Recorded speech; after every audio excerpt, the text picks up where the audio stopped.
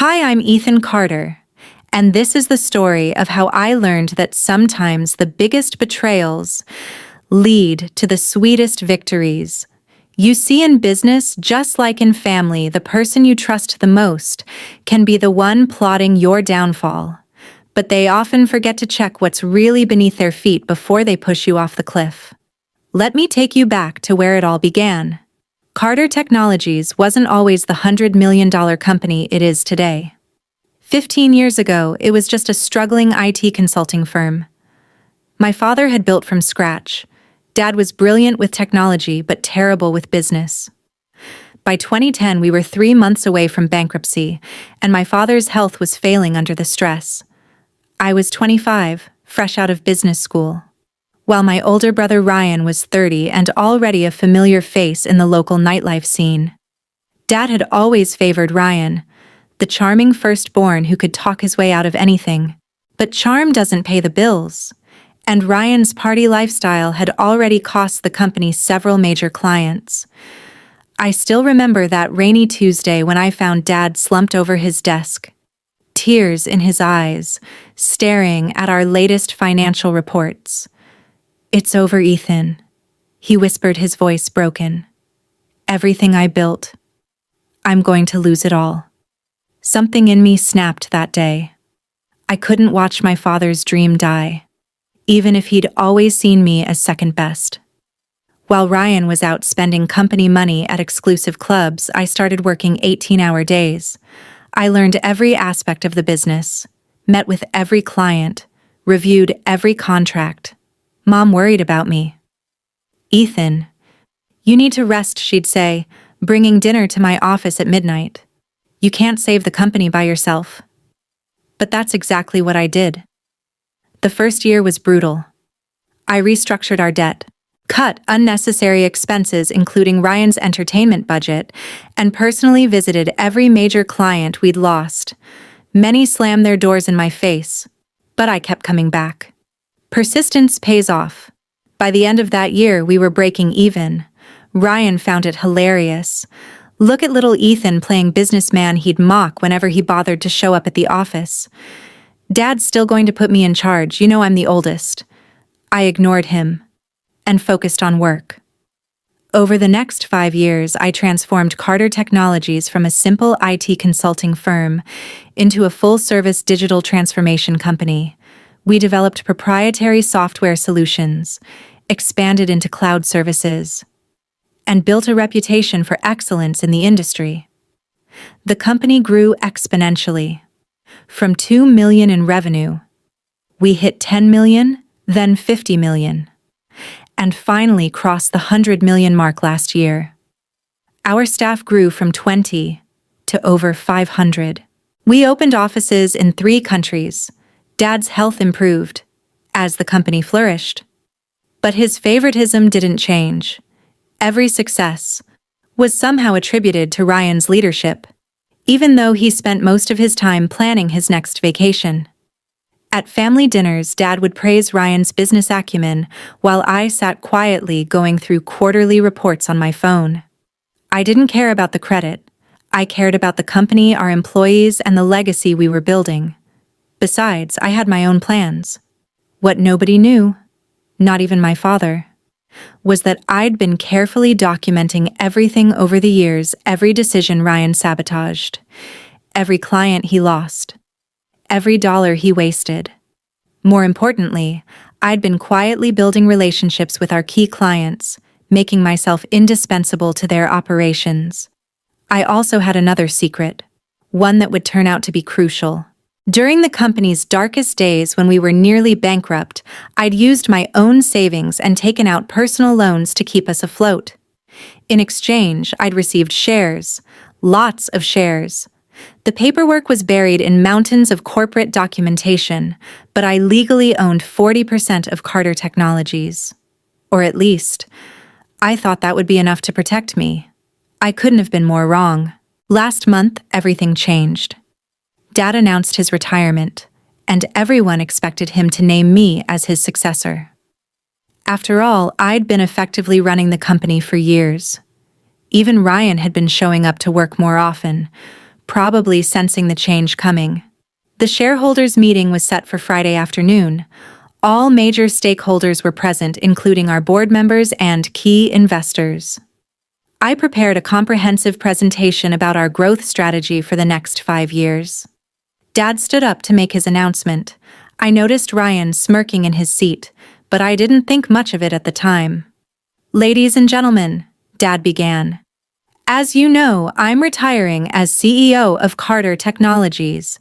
This company has been my life's work, and choosing my successor was not an easy decision." He paused, looking around the room. "But there's only one person who truly embodies the leadership qualities needed to take Carter Technologies to the next level. Someone who understands our family values and has the vision to lead us into the future." I sat straighter in my chair, ready to accept the responsibility I'd been preparing for all these years. My son, Ryan Carter, will be taking over as CEO effective immediately. The room went silent. I felt like I'd been punched in the gut. But Dad wasn't finished. Furthermore, he said, "Ryan has brought to my attention some concerning irregularities in our recent operations. It seems that certain individuals have been making unauthorized decisions and potentially compromising our company's integrity." Ryan stood up holding a folder. "I'm afraid my brother Ethan," he said, "has been operating outside his authority, making promises to clients we can't keep, and potentially engaging in unethical practices." I couldn't believe what I was hearing. Every accusation was a twisted version of the truth. The very decisions that had saved and grown the company were being presented as reckless and unauthorized. Therefore, Dad continued, "As my final act as CEO, I'm terminating Ethan's employment with Carter Technologies effective immediately." The security guards were already approaching my chair. Ryan's voice dripped with fake sympathy. "I'm sorry it had to end this way, little brother. But hey, maybe now you can get a life outside the office." The room erupted in whispers as I was escorted out. My key card deactivated. My access revoked. I could see the pity in some faces, the schadenfreude in others. But they had no idea what was coming. Because while Ryan was plotting my downfall, he'd forgotten 3 crucial things. First, those unauthorized decisions were all properly documented and approved. Second, my 40% ownership stake wasn't as buried as they thought. And third, well, let's just say when you spend 10 years building a company's technology infrastructure, you learn where all the bodies are buried. Sometimes, literally. As I walked to my car that evening, I pulled out my phone and sent a single text message to an old friend at the SEC. Then I went home and waited. Monday morning was going to be very, very interesting. Monday morning arrived with a thunderstorm, fitting weather for what was about to unfold. I sat in my home office, watching the clock tick toward 9:00 a.m. when Ryan would be strutting into his new CEO office for the first time. The weekend had been interesting. Mom had called 17 times, leaving tearful voicemails about family unity. Dad hadn't called at all. Ryan had been too busy celebrating at his favorite clubs. The photos were all over social media, including some questionable ones, with the company credit card clearly visible on the table. I smiled, remembering how Ryan always thought technology was beneath him. "That's geek stuff," he'd say, refusing to learn even basic cybersecurity protocols. Well, that arrogance was about to cost him dearly. At exactly 9:15 a.m., my phone buzzed with a text from Olivia, my loyal executive assistant who Ryan hadn't bothered to fire. Probably because he thought she just brought coffee. Its starting her message read, I opened my laptop and connected to Carter Technologies' internal security feed. Yes, I still had access. When you build a system from the ground up, you always leave yourself a back door. The camera in the CEO's office showed Ryan walking in, coffee in hand, ready to begin his reign. He sat in a leather chair, my chair, and pressed the power button on his computer. That's when the show began. Instead of the Windows login screen, a video started playing. It was security footage from 3 years ago, showing Ryan in this very office, making a deal with our biggest competitor to sell them our client data. The audio was crystal clear. "Of course I can get you their information," Ryan's voice rang out. "My idiot brother does all the work anyway. Just make sure the payment goes to my Cayman account." Ryan frantically tried to turn off the monitor, but nothing worked. The video kept playing on every screen in his office. But that was just the beginning. His phone buzzed. The SEC had received an anonymous tip about insider trading complete, with documented evidence of Ryan's illegal activities over the past decade. His private email started pinging with notifications. Somehow, all his confidential communications had been leaked to the board members. Down in the lobby, federal agents were walking through the front door. I watched through the security feed as Ryan's face turned from confusion to panic. He tried calling Dad, but Dad's phone was busy. Probably because he was getting his own set of revelations about his beloved firstborn's activities. At 9:30 a.m., Olivia walked into Ryan's office. "Mr. Carter," she said calmly. "The board members are requesting an emergency meeting. Also, there are some federal agents here to see you." Ryan started sweating. "Tell them I'm busy. Cancel everything and get it up here to fix these damn computers." Olivia smiled politely. "I'm afraid that won't be possible. You see, the entire department just resigned. They sent a company-wide email explaining why. Something about loyalty to the person who actually built this company. What they can't do, that we have contracts." "Actually," Olivia placed a folder on his desk. "Their contracts were with a subsidiary company that holds all our intellectual property rights, a company that as of this morning is no longer affiliated with Carter Technologies." Ryan's hands shook as he opened the folder. Inside was a simple document showing the ownership structure of Carter Innovation Labs, the subsidiary I'd quietly created years ago. The company that actually owned all our patent software and client contracts, and I owned 100% of it. But the clients," Ryan stammered. "Have already been informed of the change in management," Olivia replied. "Most have already signed new contracts directly with Carter Innovation Labs. It seems they prefer working with the person who actually handled their accounts all these years." The color drained from Ryan's face as he finally understood every piece of technology that made Carter Technologies valuable, every client relationship that kept it profitable, every key employee who made it run. They were all loyal to me. He'd stolen an empty shell. The office door opened again.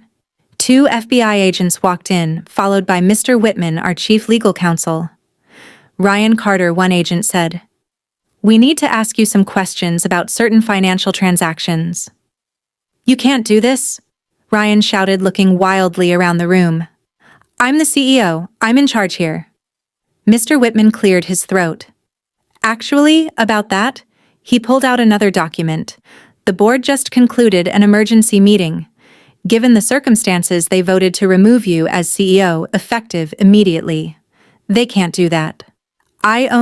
You own shares in Carter Technologies," Mr. Whitman corrected. "A company that as of 9:00 this morning has no intellectual property, no major clients, and no core development team. I believe the stock price reflects that reality." Ryan lunged for his computer, probably to check the stock ticker, but of course his screen was still playing videos of his various illegal activities. As Ryan was escorted out of the building by federal agents, his designer suit wrinkled and his face ashen, I sent one final company-wide email from my remote access. "You have a choice. Stay with a sinking ship, or join us at Carter Innovation Labs, where innovation and integrity actually mean something. Your jobs are secure, your benefits will be better, and most importantly, your hard work will be respected." Within an hour, 90% of the staff had accepted the offer. But my revenge wasn't complete yet. There was still the matter of dear old Dad's retirement fund. The fallout was spectacular. Within 24 hours, Carter Technologies stock had plummeted 70%. News of Ryan's arrest made headlines in every major business publication. Tech CEO arrested on multiple fraud charges. Carter Technologies in freefall as scandal erupts. But I wasn't done yet. 3 days after Ryan's arrest, I sat in my new office at Carter Innovation Labs headquarters, a modern building I'd secretly purchased 6 months ago. Olivia walked in. With a familiar face, Dad's financial advisor, Mr. Brooks. He's been calling nonstop, Mr. Brooks said, looking uncomfortable. Ever since he realized that his retirement fund is worthless. I know, I said flatly. Because he invested everything in Carter Technologies stock. Dad had always bragged about having skin in the game, keeping his entire retirement portfolio in company shares. It was poor financial planning, but he'd never listened to advice about diversification. Now, those shares were worth pennies on the dollar. Your father is desperate, Mr. Brooks continued. Mrs. Carter, your mother. She's worried they might lose the house. I leaned back in my chair, thinking about all the times Dad had dismissed my warnings about Ryan's behavior. All the times he'd attributed my success to luck, rather than hard work. Set up a meeting, I finally said. Tomorrow, 10 a.m., here. The next morning, my parents arrived at Carter Innovation Labs. Mom looked like she'd been crying. Dad looked like he'd aged 10 years in a week. They sat across from me in the visitor chairs, the same model as the ones Dad used to make me sit in, while he lectured me about real leadership. Son, Dad began, his voice shaking. I know I made mistakes. Mistakes? I interrupted quietly. You let Ryan destroy evidence of his crimes. You helped him embezzle company funds. You were complicit in fraud that hurt our employees, our clients, and our shareholders. I didn't know he tried to protest. You knew I cut him off. You just didn't care. Because Ryan was your golden boy, and I was just the backup plan. Mom started crying softly. I handed her a tissue. But that's not why you're here, I continued. You're here because you're broke. Because the company shares that were supposed to fund your retirement are worthless. Dad slumped in his chair. Ethan, please. We're family. Family? I smiled without humor. Was I family when you let Ryan take credit for my work? Was I family when you fired me in front of the entire company? I pulled out a folder. I'd learned that dramatic revelations were more effective with proper documentation. Here's what's going to happen, I said. Carter Innovation Labs will buy back your shares in Carter Technologies at their original purchase price. Their eyes widened with hope, but I continued. There are conditions. First, you both sign a non-disclosure agreement about Ryan's activities.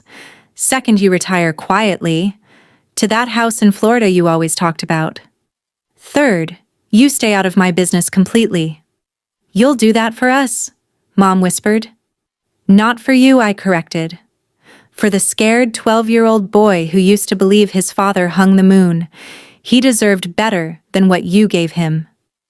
Dad started to speak, but I held up my hand. One more thing. The money comes with a trustee. Someone who'll make sure you don't gamble it away on another one of Ryan's schemes. Monthly allowance, investment restrictions, the whole package. You don't trust us, Dad said softly. You taught me that lesson very well. They signed the papers. As security escorted them out, Dad turned back one last time. I was wrong about you, son. You're a better businessman than I ever was. No, Dad, I replied. I'm just better at remembering who my real enemies are. 5 years have passed since then. Carter Innovation Labs is now a billion-dollar company known for its cutting-edge technology and ethical business practices. Ryan served 2 years in prison and now works as a bartender in Vegas. Dad and Mom live quietly in Florida, sending occasional postcards that I never answer. Last week, I received an invitation to speak at my old business school. The topic: the importance of integrity in family business. I accepted with a smile. After all, I have quite a story to tell. Sometimes the best revenge isn't destroying your enemies. It's building something so successful that they have to live with the knowledge that they bet on the wrong horse. And as for those who wonder how the quiet one, the careful one, the backup plan, pulled off such a complete victory, well, let's just say, while the peacocks are busy showing off their feathers, the eagles are watching, waiting, and planning their next move. Because in business, just like in life, it's not about who starts at the top, it's about who's still standing when the dust settles.